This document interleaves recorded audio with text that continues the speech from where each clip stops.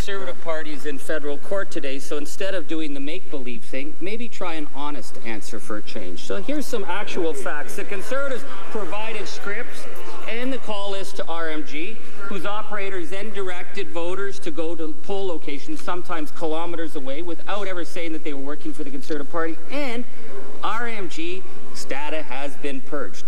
Evidence has been destroyed. So rather than the cover-up, when will they start coming clean with Canadians? Who are they covering up for at Conservative Party headquarters? The Honourable Parliament Secretary and Minister of Transport. Well, Mr. Speaker, we ran a clean and ethical campaign in the last election.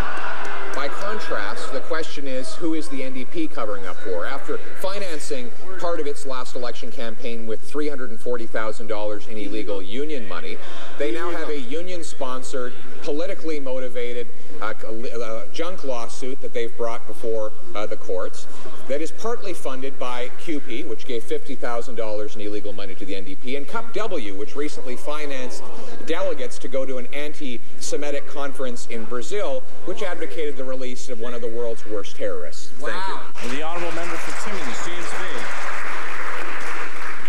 I don't know where that guy's coming from. I mean, they are facing federal court for voter fraud, and they've got the little guy from Nepean who's got his book of conspiracy theories he's throwing out there. This is what we know. We know that in Nipissing-Temiskaming, where they won by 13 votes, there was widespread voter fraud. We know that. We know that Guelph wasn't an isolated incident. We know investigations are going on in 56 ridings, and the calls have been traced back to the Conservative Party headquarters. So who are they covering up for? Someone on that side knows who was involved at Conservative Party headquarters. Come clean.